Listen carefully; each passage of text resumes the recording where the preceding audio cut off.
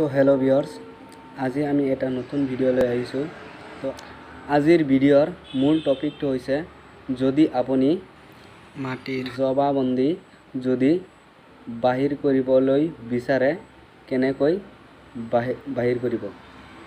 তো বলক সময় নষ্ট নকৰাকৈ বলক ভিডিঅ' আৰম্ভ কৰোঁ। তো আগতে আপুনি যিকোনো এটা ব্ৰাউজাৰতে গ'লে হ'ব। তো যোৱাৰ পিছত আপুনি সাৰ্চ কৰিব ৰিভিউ আসাম লিখি সাৰ্চ কৰিব। তো আমি ৰিভিউ আসাম লিখি আছোঁ।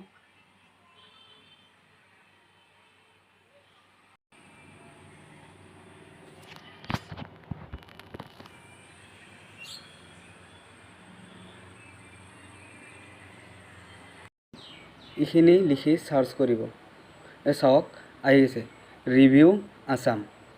তো আপুনি এই ৰিভিউ আসামত এটা ক্লিক কৰিব। ক্লিক কৰাৰ পিছত আপুনি এই প্ৰথমখন যিখন ৱেবছাইট আছে সেই ৱেবছাইটে আপুনি যাব।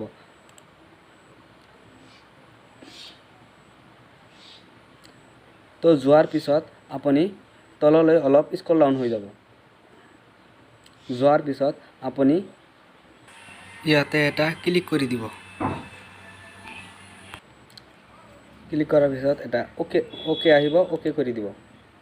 ওকে কৰাৰ পিছত অলপ স্ক্ৰল ডাউন হৈ যাব। তো মোৰ জিলা বঙাইগাঁও, তো মই বঙাইগাঁৱত ক্লিক কৰিম। তো আপোনাৰ যিখন ডিষ্ট্ৰিক্ট হয় সেইখন ডিষ্ট্ৰিক্টত আপুনি ক্লিক কৰিব। তো মোৰ বঙাইগাঁও, সেইকাৰণে মই বঙাইগাঁৱতে ক্লিক কৰিছোঁ। আপুনি ডিষ্ট্ৰিক্টখন সিলেক্ট কৰি ল'ব। তো মোৰ ডিষ্ট্ৰিক্ট বঙাইগাঁও, তো মই বঙাইগাঁও সিলেক্ট কৰিম। তাৰপিছত চহৰ মোৰ গৃহ, তো সেইকাৰণে মই গৃহ সিলেক্ট কৰি ল'ম। তাৰপিছত মোৰ মাটি আছে আমবাৰীত, মই আমবাৰী সিলেক্ট কৰিম। ট্ৰাইপ কৰিব পাৰে অথবা তললৈ স্ক্ৰল ডাউন হৈ যাব পাৰে। তো মই ট্ৰাইপে কৰিম। তো ওপৰতে আছে আমবাৰী।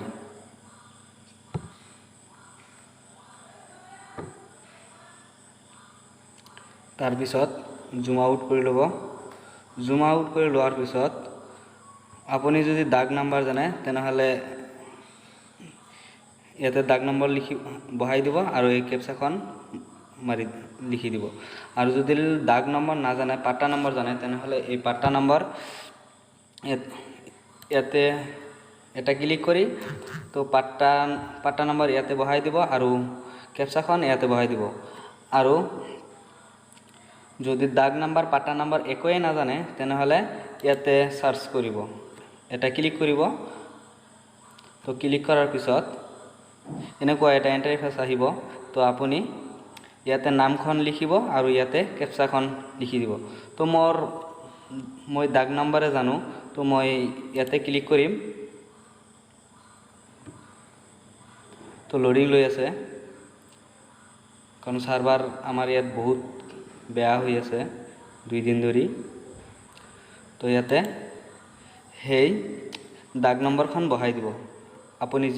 আপোনাৰ যিখন দাগ নম্বৰ সেইখন দাগ নম্বৰ বহাই দিব।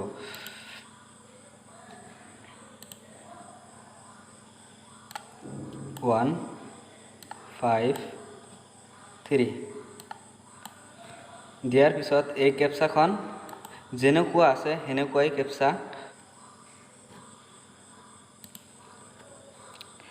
তো কেপচা QZWLA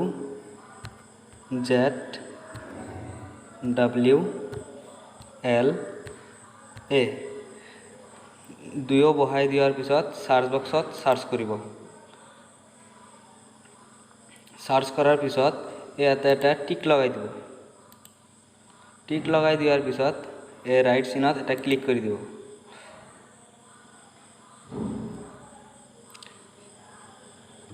ক্লিক কৰি দিয়াৰ পিছত চাওক আমাৰ সেই দাগ নম্বৰখন যিখন দাগ নম্বৰ মই লিখিছিলোঁ সেইখন দাগ নম্বৰৰ মাটি যিমান মাটি আছে সকলো মাটিৰ তথ্য ওলাই গৈছে, কাৰ কাৰ নামত মাটি আছিল সকলো ডিটেইলছ ওলাই গৈছে। তো আপুনিও এনেকৈয়ে আপোনাৰ মাটিৰ